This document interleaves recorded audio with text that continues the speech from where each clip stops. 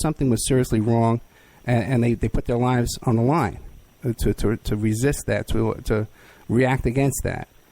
And then I'm concerned when these national leaders come in and say, okay, let's channel this movement into a federal investigation, which turns out to be a dead end. Then I think it's our responsibility to make sure that it's challenged until we get whatever. You know, I think that's important to set goals. Yeah. And that you don't stop until your goal is met. So it's not just one person's responsibility, it's all of our responsibility. It's not just my father's responsibility or Dr. King's responsibility or Frederick Douglass's. You know, it's not just one person's responsibility, it's all of our responsibility. It's your responsibility, it's my responsibility, it's the next person's responsibility. And I don't think we can point our finger to one person. Okay, I got you. So it is getting very late over here in New York. It has been my honor and pleasure to talk to you for as long as we have. No, thank you for giving. We probably went a little bit longer than we planned, but it has been my honor to talk to you. I hope that I was able to give you a little bit of of some kind of information. And I look forward to talking to you again in the future. Listen, thank you so much. I know you gave me extra time. You told me at the beginning, before the show, how tired you were. You were working, I think, 24 hours straight or something crazy like that. And I can't thank you so much. This is definitely my favorite guest and my biggest guest that I've had on the show in a year easily, and I can't thank you enough. God bless you. And your family, your sisters, and your brothers, your uncles, everyone who, and all the great work your family's done for the service your country, your family has given to this country, to all of us. Okay, I cannot thank you enough for that. Thank you very much. And the legacy of your family and your name, and you have my blessings. Okay, and thank you for coming on the show. Thank you. It means a lot. Thank you. Okay, Ed. Bye-bye. Good night. Oh boy. Okay, there you had ILYASAH Al Shabazz, the daughter of Malcolm X. Oh boy. Well, it was supposed to be a 2-hour show. Okay. But right before the show, she said she was really tired and stuff like that and couldn't put in the full 2 hours. So, what are you going to do? Listen, we had a great time and it was a great guest. I kind of feel bad at the end because I did bring up the Al Sharpton stuff, and I know that I have my problems with Al, Reverend Al, who I knew as a kid, and I just feel that my position on Al Sharpton is well known. I've done some shows on it about his history working with the FBI and working for the GOP and the Republicans and stuff like that. But I can also understand why people have to get along with other people too as well. Okay, let's see. Got a lot of stuff planned for you. I got a whole long rant I'm going to be doing tonight for 1 hour. So I just got to make it from now till then. Okay. We got a new Bernie girl calling in tonight, Mariah Sandoval, who is a local model and activist, and who's going to be giving us our Bernie update this week. Got a link to her Model Mayhem page on Opperman Report blog, blogspot.com. That's Mariah Sandoval. You can go there and check out her picture and her link. And actually, Mariah actually has a Bernie bikini. She has some bikini shots there on her website. So we'll be getting to her sometime around 7 p.m. So we got to make it from now till then. It seems like the chat room's died, too. I guess I'm here all alone. Maybe I'll sing some songs for you. So we got tonight going on here, this thing in Paris, where there's been this big terrorist attack, this shooting in 6 different locations. And I don't know if everybody's heard about this, but Donald Trump had made this tweet earlier tonight around 5 p.m., right before I went on the air. And he made some comment about how there's so much gun control in France. And isn't it ironic that they got the shooting going on over there?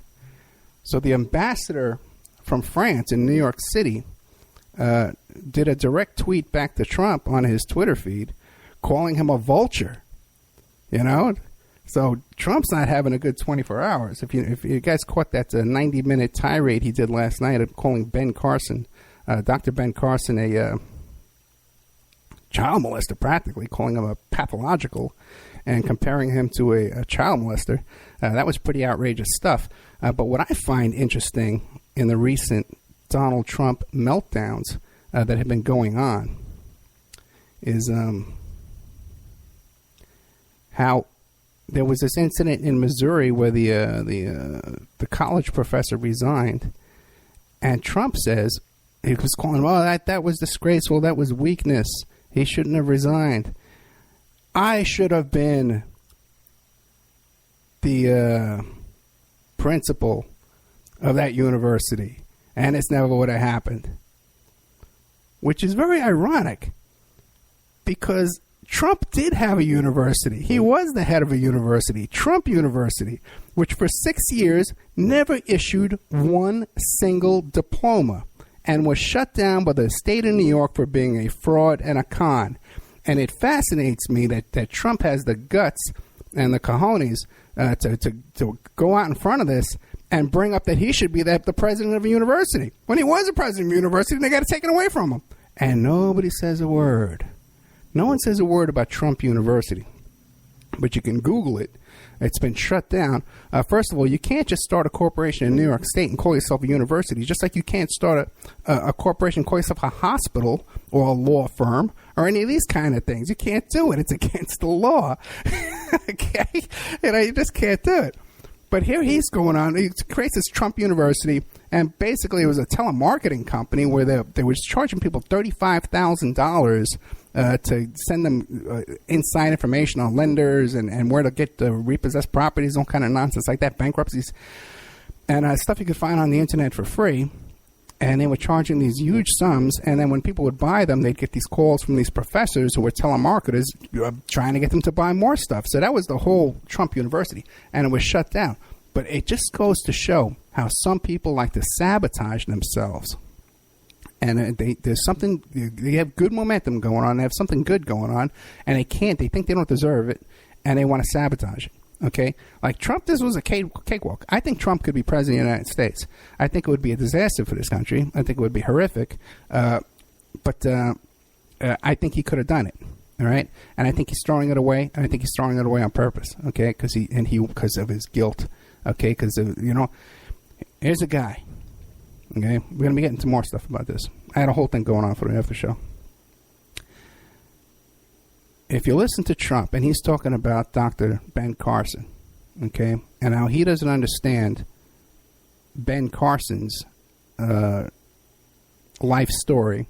See, Ben Carson's narrative is supposed to be, hey, he's a tough kid from the ghetto, and he tried to stab a guy. He had terrible anger problems. He was pathologically angry, but he was healed and delivered by the forgiveness, the salvation message, Jesus Christ, that he repented, he was forgiven. Now his salvation, he was delivered from these conditions of anger and stuff like that. Now he's a new man. He's a new creation in Christ. See, Trump has no clue about that.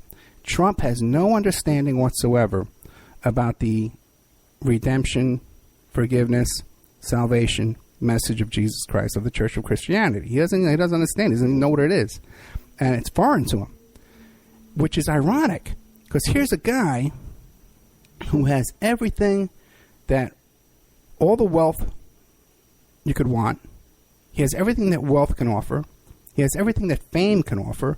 A lot of ways, he has a lot of power, too. He's a powerful guy in New York City. And he has all these things. And, you can see he's into a lot of lust, too, and he has all this. But he doesn't understand. He's never been exposed to the salvation message of Jesus Christ. It's just totally foreign to him. And that's why he's criticizing now Dr. Ben Carson in this way, foolishly, I believe, because you got all these evangelicals down there in Ohio and North Carolina and New Hampshire. They understand this message. But here's a guy with everything you could want, all the money, all the women, all the fame, all the power, and he's never been exposed to this message where he has an understanding of it, which is probably, by the way, I want to add, probably the most satisfying and thing you can experience on this earth is the forgiveness of your sins and assurance in eternal salvation. But he doesn't understand it. At the same time, he seems sabotaging himself by bringing up opening right in your face. He wants to bring up Trump University. And what else does he bring up? Okay? He brings up pathological, that Dr. Ben Carson is pathological, comparing him to a child molester.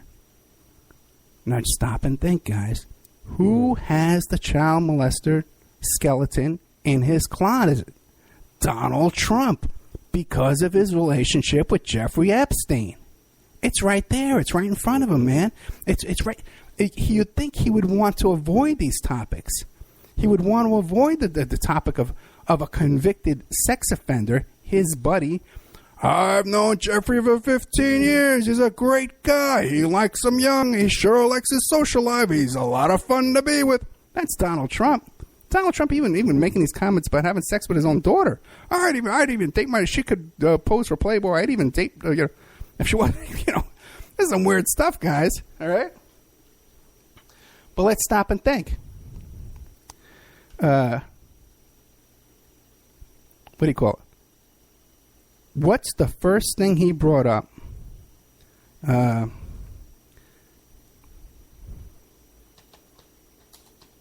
What's the first thing he brought up in the debate? Megyn Kelly asked him about calling women names and stuff like that. What's the first thing he brought up? He brought up Rosie and his fight with Rosie. Okay? Now, I want everybody to go back. What was the fight with Rosie O'Donnell about, between Rosie O'Donnell and Donald Trump?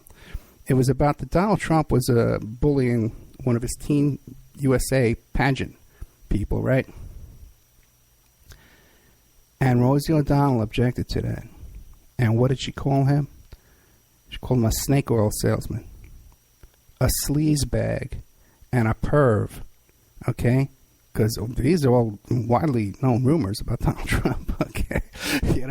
Now, you'd think, again, that he wouldn't want to be talking about that, That he'd kind of want that to keep that on the down low. But he's sabotaging himself. He's self-destructive, okay? Got that self-destructive gene.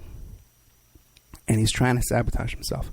And that's my theory about why he's bringing up now with Dr. Carson, but the stuff about being pathological, bringing up the topic of child molestation, bringing up a university that he should be the president of a university when he was the president of a university, and they shut it down because it was a scam. These are all the scandals in Donald Trump's closet. And interesting, too, that he would bring up, who's that other guy, Rubio, and Rubio's bad with his credit cards. Oh, the guy overspends. Who's the guy that had to declare bankruptcy 4 times? Donald Trump, And so it's almost like so either there's something going on where he's throwing it in our faces and he wants us to know, or it's subconscious, Either he knows that the fix is in so bad and that the media is not going to talk about any of these topics, which could be possible, I don't know. Or he's subconsciously trying to sabotage himself. So that's my theory there that I'd like to throw out there. As a matter of fact, if anybody wants to talk about that, give me a call, because I got about a half hour to kill before I get into my actual after show that I had planned. We're going to be taking a call with the new Bernie girl, this week's Bernie girl, Mariah Sandoval, who's going to be telling us about events coming up with Bernie Sanders. Me and Vic, we did some events this week for Bernie Sanders. We went to the Bernie Sanders speech. He had a rally here. I think it was Monday. It was like Monday the 9th. We went down to the College of Southern Nevada, the northern campus, which is off of Cheyenne. And it was at 7:30. It was 7 o'clock on Monday, I think it was. But you had to get there like 5 o'clock. The doors opened at 5, so you had to get down there and wait in line. But we had really, really good spot. We were about 5 people deep at the stage. I got some really good pictures and stuff like that.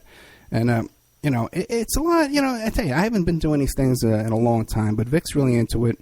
And I'm excited about the way she's, that she wants to get involved. And she wants to volunteer with the campaign. And she's interested in politics, just like I was when I was her age. And when I was her age, I didn't have anybody who was willing to take me to these things. My parents never would have took me to a campaign event, not for a second. So I'm